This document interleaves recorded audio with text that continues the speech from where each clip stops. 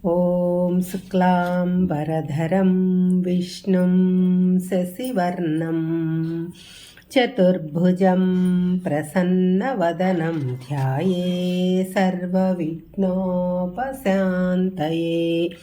ॐ श्रीकृष्णपरब्रह्मणे नमः। श्रीमद्भगवद्गीता अथ द्वादशोऽध्यायः भक्तियोगः।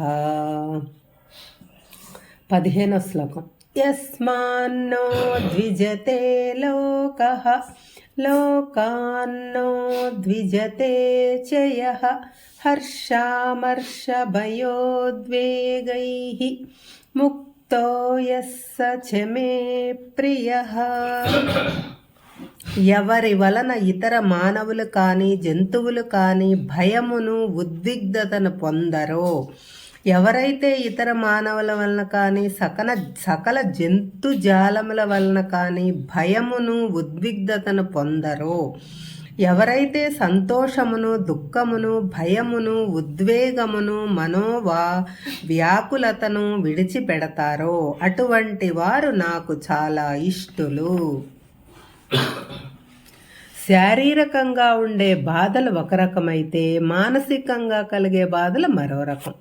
అందులో భయం చాలా భయంకరమైనది। అందుకే మానవునికి మొదటి శత్రువు భయము అంటారు।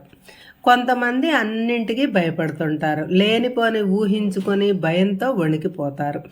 ఈ భయం ప్రాపంచిక విషయాల్లోనే కాదు, ఒక దేవుని విషయంలో కూడా ఉంటుంది। ఆ దేవునికి పూలు పెట్టాము, ఈ దేవుడికి పెట్టలేదు, ఆయన కోపం వస్తుందేమో, ఈయనకు హారతి ఇచ్చాము, ఆయనకి ఇవ్వలేదు, ఎలాగా, ఈ గుడికి వెళ్ళాము, ఆ గుడికి వెళ్ళకపోతే ఏమవుతుందో ఏమో, ఏం చేస్తే ఏ దేవుడికి కోపం వస్తుందో అని అనునిత్యం భయపడుతుంటారు।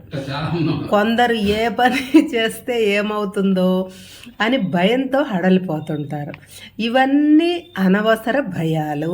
పరమాత్మ కోపతాపాలు ఇష్టాయిష్టాలు ఉండవు అని తెలుసుకోవటమే జ్ఞానము। ఆ జ్ఞానం కలిగిన నాడు పరమాత్మ అంటే భయం ఉండదు। అందుకే పరమాత్మ ఇతరుల వల్ల ఎవడైతే భయం లేకుండా ఉంటాడో వాడే నా భక్తుడు అని అన్నాడు। అంటే ఈ దుర్గుణము అయిన భయాన్ని ముందు వదిలిపెట్టాలి అని అర్థం। మనం అన్యాయంగా అక్రమంగా అధర్మంగా ప్రవర్తించినప్పుడు ఎవరికి భయపడిన అవసరం లేదు అనే నిశ్చయాత్మక బుద్ధి కలిగి ఉండాలి। అలాగే ఎవరిని మనం భయానికి లోను చేయకూడదు, ఎవరిని భయపెట్టకూడదు।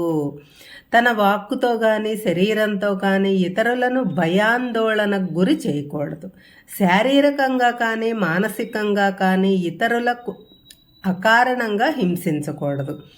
అందరి మీద అనవసరమైన అధికారం చెలాయించకూడదు। అందరూ నాకు భయపడుతూ ఉండాలి, అందరూ నాకు లోబడి ఉండాలి, అందరూ నా చెప్పు చేతల్లో ఉండాలి అనే భావంతో అసలు ఉండకూడదు। ఒకవేళ అటువంటి భావనలు ఉంటే వాటిని మనసులో నుంచి తుడిచి వెయ్యాలి। కాబట్టి మనం ఒకరికి భయపడకూడదు, మనం మరొకరిని భయపెట్టకూడదు। సంతోషము దుఃఖము కోపము భయము ఉద్వేగము ఇవి మనసు లక్షణాలు। ఇవి మనలో ఒక్కో సమయంలో ఒక్కో విధంగా విజృంభిస్తుంటాయి। వాటిని అదుపులో పెట్టుకోవాలి। క్రమక్రమంగా వాటికి స్పందించటం మానుకోవాలి। సంతోషం ఎక్కువైనా దుఃఖం ఎక్కువైనా కష్టమే। ఆ సమయంలో మనలో ఉన్న విచక్షణా శక్తి పని చెయ్యదు। ఆనందం అవధలు దాటినా దుఃఖం ముంచుకొచ్చినా ఒక్కోసారి గుండె ఆగిపోవటం కూడా జరుగుతుంది। కాబట్టి అటువంటి భావోద్వేగాలు కలిగినప్పుడు ఎలాంటి స్పందన లేకుండా సమభావనతో ఉండటం అలవాటు చేసుకోవాలి। అటువంటి వాడే నాకు ఇష్టమైన వాడు అని అంటున్నాడు పరమాత్మ।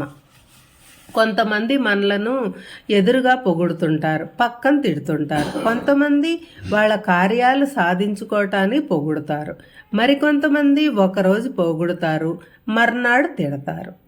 ఈ సంవత్సరం లాభం వస్తుంది, మరు సంవత్సరం నష్టం వస్తుంది, ఏ కాలానికి తగ్గట్టుగా ఆయా జబ్బులు వస్తాయి। ఇవి అన్నీ సర్వసాధారణం అనుకొని చిరునవ్వుతో ఓపిగ్గా భరించాలి, అంతే తప్ప విపరీతంగా స్పందించకూడదు. అలాగే అసూయ, ఇది ఇంకా భయంకరమైన జబ్బు. ఎదుటివారి ఉన్నతిని ఓర్చుకోలేకపోవటం, అసూయ పడటం, ద్వేషం పెంచుకోవటం, ఇది ఘోరమైన పతనానికి దారితీస్తుంది. ఎవరినీ క్షణం సేపు ప్రశాంతంగా ఉండనివ్వదు. మనసును అల్లకల్లోలం చేస్తుంది. దీనినే అమర్షణ అని అంటారు. ఈ అసూయ ద్వేషాలను కూడా ప్రతివాడు సమూలంగా నాశనం చెయ్యాలి. సాటి వారిని ప్రేమించటం, ఆదరించటం, ఎదుటి వారిలో ఉన్న గొప్పతనాన్ని గౌరవించటం నేర్చుకోవాలి. ఇలా ఉన్నవాడు నాకు అత్యంత ప్రియుడు అని అన్నాడు పరమాత్మ. క్లుప్తంగా చెప్పాలంటే మనం ఇతరులతో వ్యవహరించేటప్పుడు మృదువైన మనసుతో వ్యవహరించాలి. ఇతరుల మనసుకు కానీ శరీరానికి కానీ కష్ట నష్టాలు కలిగించకూడదు. ఇతరులు మనతో వ్యవహరించేటప్పుడు రాయిలాగా కఠినంగా ఉండాలి. ఇతరుల వలన మనకు కష్ట సుఖాలు కలిగినా దేనికి చెలించకూడదు. నిర్వికారంగా ఉండాలి. ఏది లభించినా పరమాత్మ ప్రసాదంగా స్వీకరించాలి. ఇటువంటి వాడు నాకు అత్యంత ప్రియుడు అని అన్నాడు పరమాత్మ. ఇది అర్జునుడికి కృష్ణుడు చేసే బోధ మాత్రమే కాదు, కలియుగంలో ఉన్న మానవులకు పరమాత్మ చెప్పే జీవిత పాఠం. ఇలా ఉంటే సుఖంగా ఉంటావు, లేకపోతే నిరంతరం దుఃఖముల పాలవుతావు అని ఘంటాపదంగా చెబుతున్నారు పరమాత్మ. హరే కృష్ణ.